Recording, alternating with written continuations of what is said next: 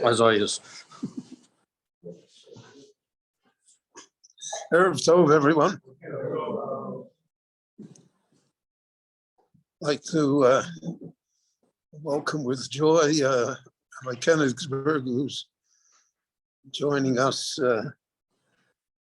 tonight for Mincha Maariv and for the Rabbonis for many years to come in Mirz Hashem. But it's not official till Shabbos, so I'm limited in what I can say.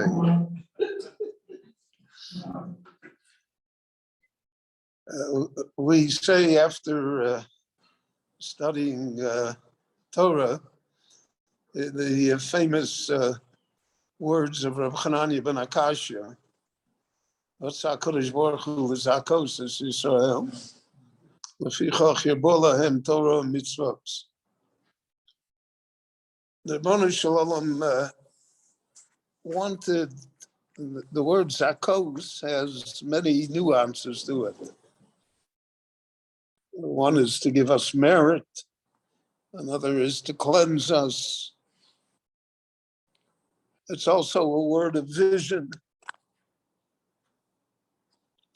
He wanted us to have that ability to be able, so to speak, to see beyond ourselves, beyond what we consider to be normal. So how can that be when you live in a normal life, so to speak? So you meet people on the street, you go shopping, you do business. So, I go to the shul in the morning and I go to shul at night. So that's my religious activity for the day. But if I go to the grocery store, what does that got to do with faith? What does it got to do with religion? What does it got to do with Torah? So Reb Chananya ben Akashia came to give us a different view of the matter. The Ribono Shel Olam wanted that we should always have the opportunity. That's l'zakos es Yisrael. Should always have the opportunity to engage in a religious experience, to deal with something greater than the simple mundane life that we live. And they did it, l'fichach yirbo lahem Torah mitzvot. He gave us an instrument by which to do it. The non-Jewish world has 7 mitzvahs. Sheva mitzvahs b'nei Noach. So the Sheva mitzvahs are cardinal ideas, the basis of human civilization. But they're not always, we don't feel that to be omnipresent. We're not murderers, so not murdering somebody is our nature. We're not ganovim, so we don't steal. We're not cruel to eat Ever min achai, so we don't do that.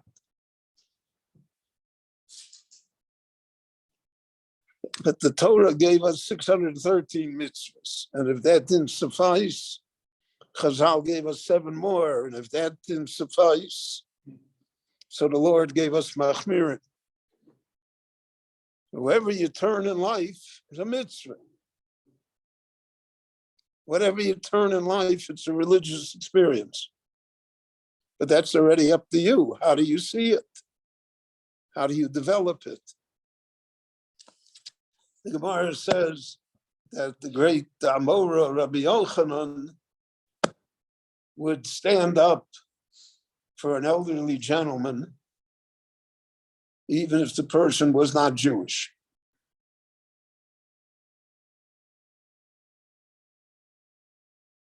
Because he said, Kama hartafakoi chazeh haneinshi. Well, how many experiences in life this man must have had. So when he saw the old man, he didn't see the old man. He saw an opportunity to give respect to the Creator. When you give respect to human beings, you're giving respect to the Creator. We have, people salute the flag. The flag is a piece of cloth. But we're really saluting what the flag represents. The country, the government, whatever. And if we show disrespect, so then we're showing disrespect not to the piece of cloth, but disrespect to the concept that created the piece of cloth.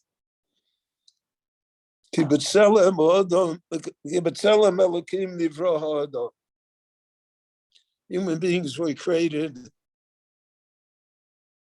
they have in themselves a spark of godliness. So if you respect the human being, you're giving respect to the Creator. So that's omnipresent. I can respect human beings all day long. Whenever I deal with a human being, how do I behave? What do I say? What is my thought process? So that's Torah and mitzvos. The Rebbe Hashem gave us opportunity. Wherever you turn in life, there's an opportunity to do a mitzvah. Rashi points out in this week's parsha. Yesterday we discussed the idea of Aveira Goreres Aveira, that transgressions bring about other transgressions. The crime always brings about the cover-up, brings up other consequences, so that it almost spirals out of control. But the Midah Tova, Chazal tell us, the measure of goodness that exists within human beings, within the world, is 500 times greater. Now, if you listen to the news every day, it's hard to believe that. If you are a follower of the media, you never hear good news. You think that you're living in the most terrible society that ever existed. But again, it's the attitude you have in life. I remember I knew the great Rabbi Elio Kitov. Mankatovsky was his name. He was the head of Polei Agudas Yisrael here at the foundation of the Medina. He was a member of Knesset, and he was a great author. He wrote a Sefer Parshios. He wrote a book called Ishu Beso, which I always felt was the best marriage counseling book that I ever read. I used to conduct, when in Miami, I used to conduct classes in any event. I have to tell you all these stories because we're not davening for another few minutes. So he came once to Muncie for Shabbat, and he was a guest in our home. And we were walking, and he said to me, he said, I'll tell you an interesting thing. He said, we were talking, he mentioned a Jew from Muncie that we both knew. He said, this Jew came to me in Yerushalayim, and he complained. Someone mistreated him, he felt. They weren't friendly to him. The streets weren't clean. The people were too aggressive. He had a whole list of complaints. So the old Kitov told me, he said, that was his name, Kitov. His real name was Mankatovsky. So he chose the name Kitov. So he said, you know what I did? I told him, there's a Gemara that says that anyone that walks down that Amos in Eretz Yisrael fulfills a mitzvah. So I took him by the hand and I went 1, 2, 3, 4, a mitzvah. 1, 2, 3, 4, a mitzvah.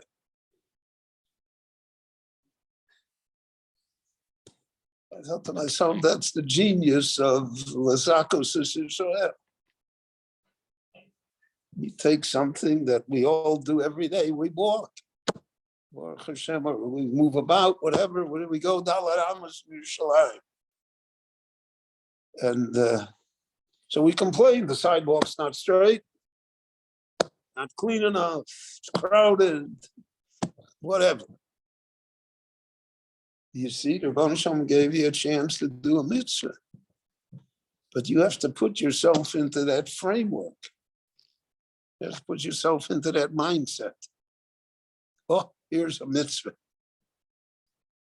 Chazal spoke about tzedakah in the same manner. Yoser mimash egel rotza lino kaporo rotza lahani. The mother cow wants to give milk to the calf more than the calf wants to take it. The Ribono Shel Olam gave us poor people, he gave us opportunities. So you can look at it many different ways, right? Most of the poor people are nudniks. They're not necessarily people you would want to be mishadech with. That's one way of looking at it. The other way is an opportunity.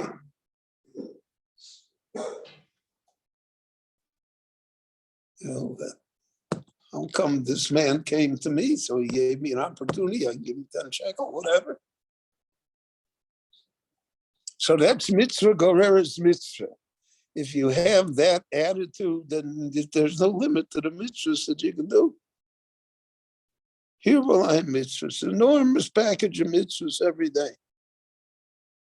Say good morning, good night. The mitzvah. And again, the ability to elevate one's view of matters, that they are, so to speak, regular, ordinary, sometimes even troublesome, to elevate them to the category, oh, I have an opportunity to do a mitzvah. So the Torah will tell us in this week's parasha, you bought a house, so if you buy a house, you know how many mitzvahs you're going to have. Mezuzah, makeh, this, people say, I bought a house, what a mortgage I have. Depends how you look at it. You plant the vineyard. I know of a very wealthy Jew from the United States that when he moved there to Israel, and he bought land in the Negev somewhere, and he's making a vineyard.